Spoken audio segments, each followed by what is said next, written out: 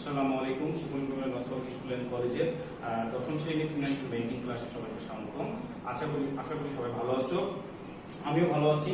আজকে আবার গতদিনের মতো তোমাদের দশম শ্রেণীর ফিনান্সিয়াল ব্যাংকিং এর দশম শ্রেণীর একটা অধ্যায় নিয়ে হাজির হয়েছি।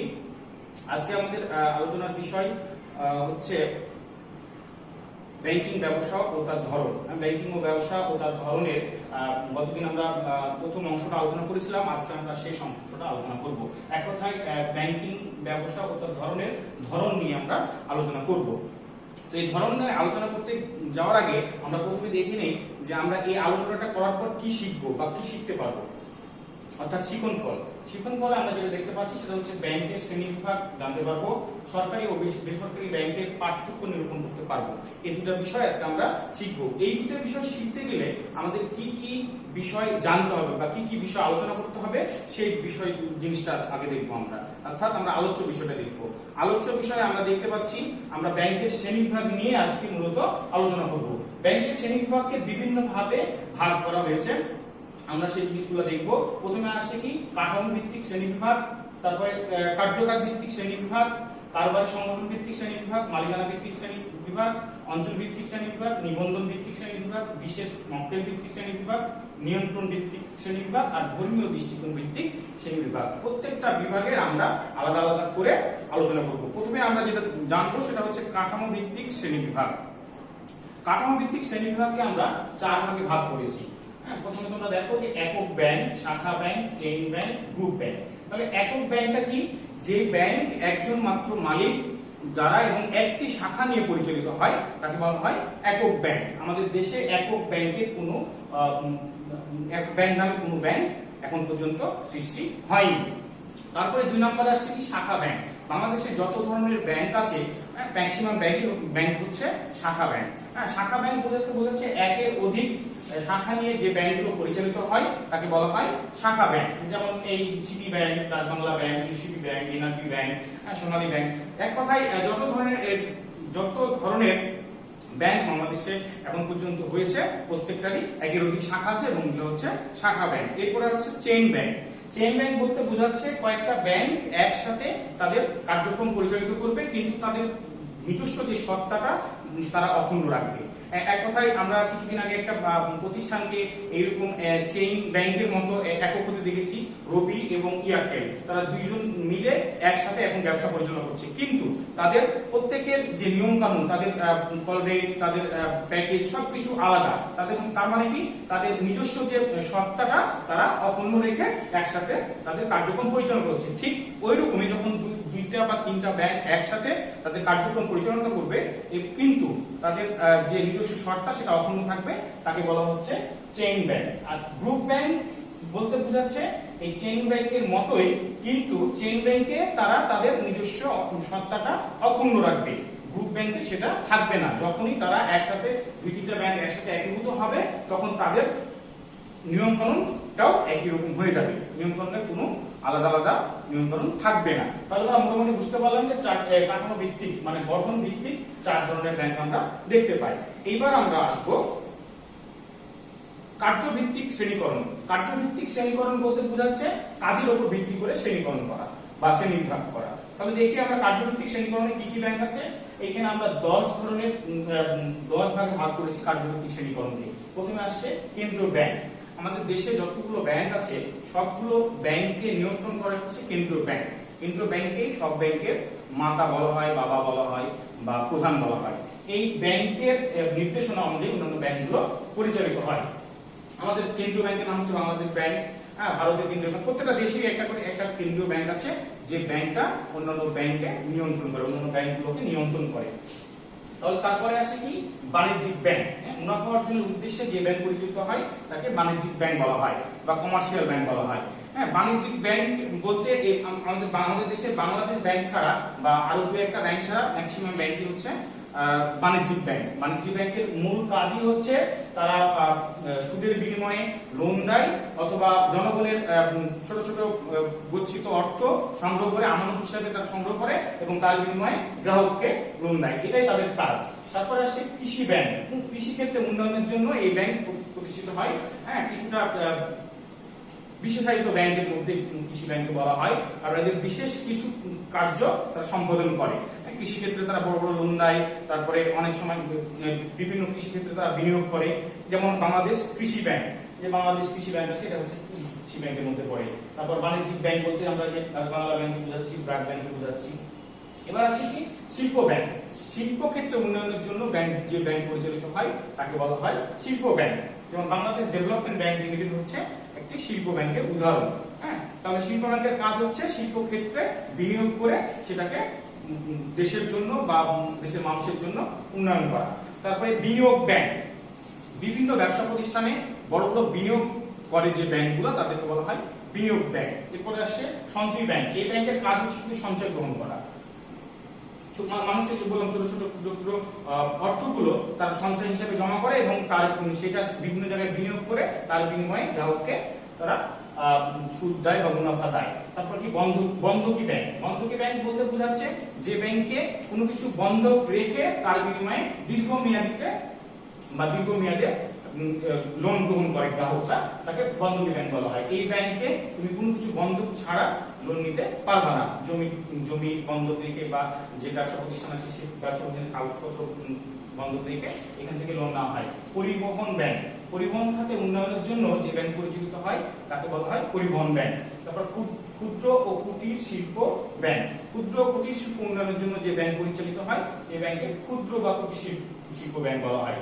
আমদানি রপ্তানি ব্যাংক, এক দেশের সাথে আরেক দেশের যে আমদানি রপ্তানির যে আর্থিক লেনদেনগুলো হয় এই লেনদেনগুলো আমদানি রপ্তানি ব্যাংকের মাধ্যম দিয়ে হয়ে থাকে। হ্যাঁ, যেটাকে বলা হয় এলসি, লেটার অফ ক্রেডিট। এই লেটার অফ ক্রেডিটটা আমদানি রপ্তানি ব্যাংকই ছাড় দিয়ে থাকে বা সেটা আয়োজন করে থাকে। তাহলে আমরা জানতে পারলাম যে কাজের ভিত্তিতে 10 ভাগে মোটামুটি শ্রেণীকরণ করা হয়েছে ব্যাংকে।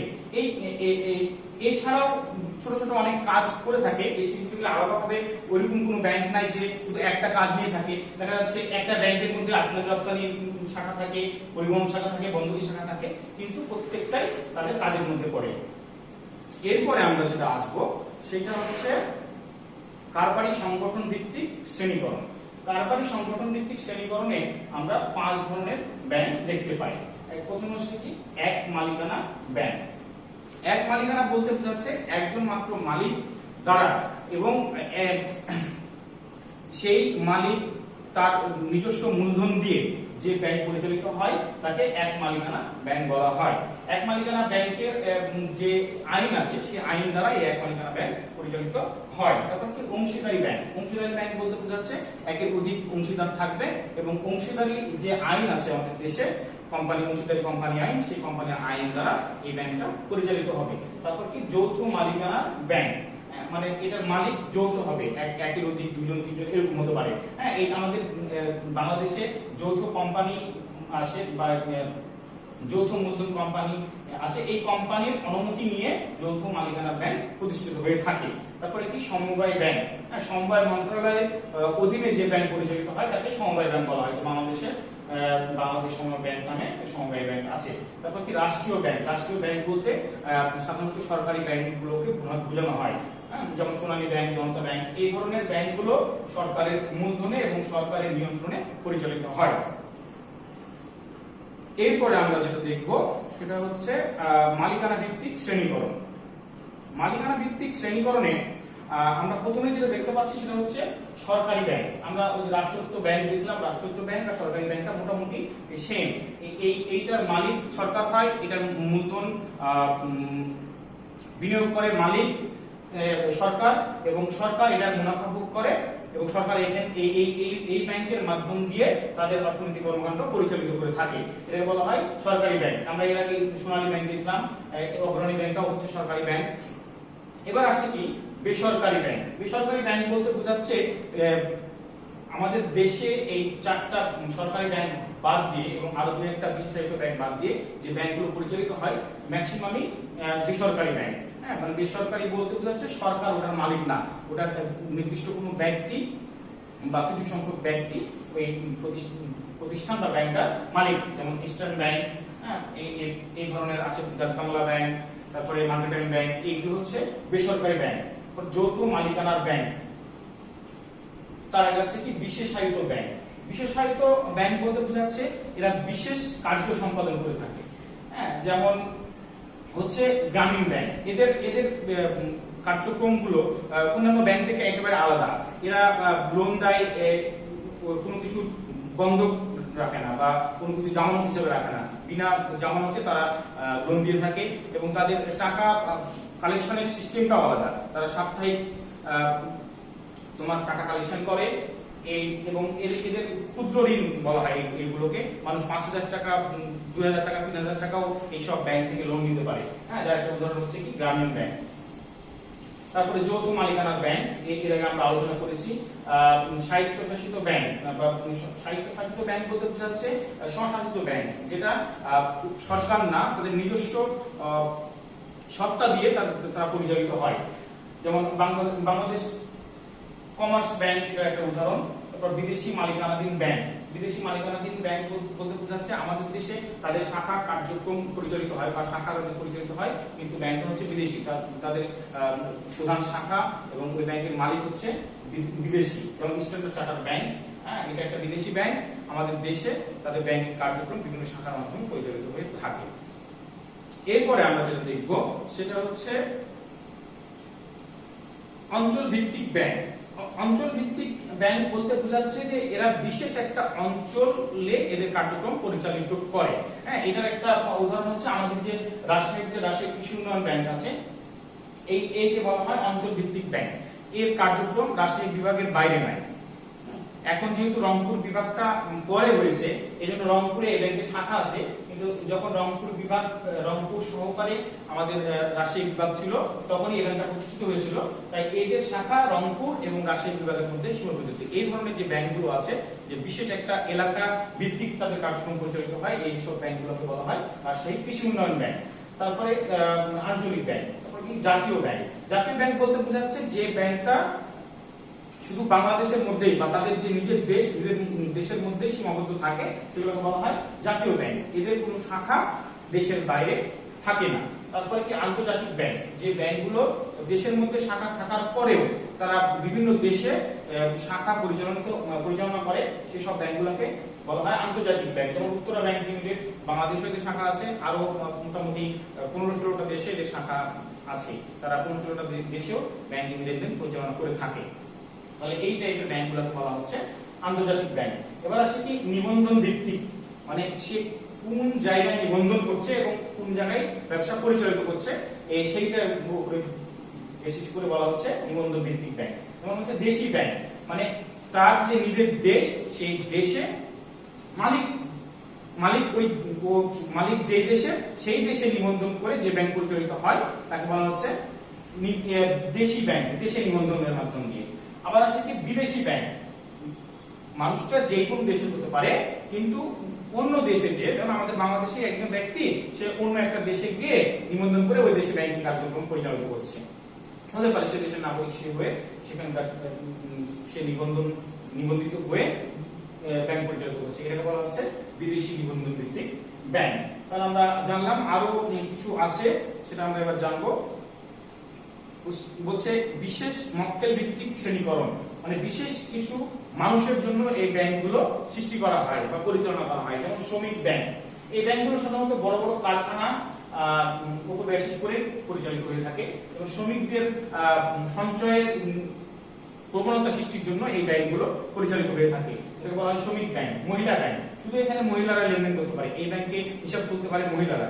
হ্যাঁ, এই মহিলাদের জন্য, শুধুমাত্র মহিলাদের জন্য এই ব্যাংকটা পরিচালিত হয়ে থাকে, মহিলা ব্যাংক। স্কুল ব্যাংক, স্কুলের ছাত্রছাত্রীদের জন্য এই ব্যাংকিং কার্যক্রমটা পরিচালিত হয়। এইটার জন্য আলাদা নির্দিষ্ট কোনো ব্যাংক আমাদের দেশে নাই, কিন্তু ম্যাক্সিমাম বা প্রত্যেকটা ব্যাংকেই স্কুল ব্যাংকিং নামে একটা হিসাব খোলা যায় এবং স্কুলের বাচ্চারা এইখানে 10 টাকা, সর্বনিম্ন 10 টাকা করেও জমা রাখতে পারবে। 10 টাকা করে প্রতি মাসে জমা রেখে তারা সঞ্চয় করতে পারবে। এটা বলা হচ্ছে স্কুল ব্যাংক। ভোক্তাদের ব্যাংক, হ্যাঁ, ভোক্তাদের ব্যাংক, যারা ভোক্তা, তারা বিভিন্ন দেশ থেকে তারা পণ্য আমদানি বা রপ্তানি করার ক্ষেত্রে যে ব্যাংকের সাহায্য সহযোগিতা নিয়ে থাকে, সেই ব্যাংকগুলো বলা হয় ভোক্তাদের ব্যাংক। এবার আসে কি নিয়ন্ত্রণ ভিত্তিক শ্রেণীকরণ। নিয়ন্ত্রণ বলতে কি, আমাদের নিয়ন্ত্রণ করে কে, যে আমাদের দেশে যে ব্যাংকগুলো আছে এই ব্যাংকগুলো কারা নিয়ন্ত্রণ করে থাকে। হ্যাঁ, প্রথমে আসছে কি পূর্ণ রাষ্ট্রীয় নিয়ন্ত্রিত ব্যাংক, মানে এক ব্যাংকের পুরো কার্যক্রমটা নিয়ন্ত্রণ করে হচ্ছে রাষ্ট্র বা সরকার, সেটাকে বলা হয় পূর্ণ রাষ্ট্রীয় নিয়ন্ত্রণ ভিত্তিক ব্যাংক। তারপর কি আংশিক নিয়ন্ত্রিত ব্যাংক, কিছুটা সরকার নিয়ন্ত্রণ করে, কিছুটা তার ব্যাংকের নিজস্ব পরিচালকদের সমন্বয়ে নিয়ন্ত্রিত হয়ে থাকে, তাকে বলা হচ্ছে আংশিক নিয়ন্ত্রণ ভিত্তিক ব্যাংক, বাজার নিয়ন্ত্রণ ভিত্তিক ব্যাংক। হ্যাঁ, এইটা বাজার নিয়ন্ত্রণ ভিত্তিক ব্যাংক বলতে বোঝাচ্ছে যে প্রাইভেট ব্যাংকগুলো যেগুলো আমাদের বাজার দ্বারাই আমাদের মতো গ্রাহক দ্বারাই পরিচালিত হয়, হ্যাঁ, তাদের চাহিদা অনুযায়ী পরিচালিত হয়, সেটাকে বলা হচ্ছে বাজার নিয়ন্ত্রিত ব্যাংক। এরপরে আসে কি ধর্মীয় দৃষ্টিকোণ ভিত্তিক ব্যাংক।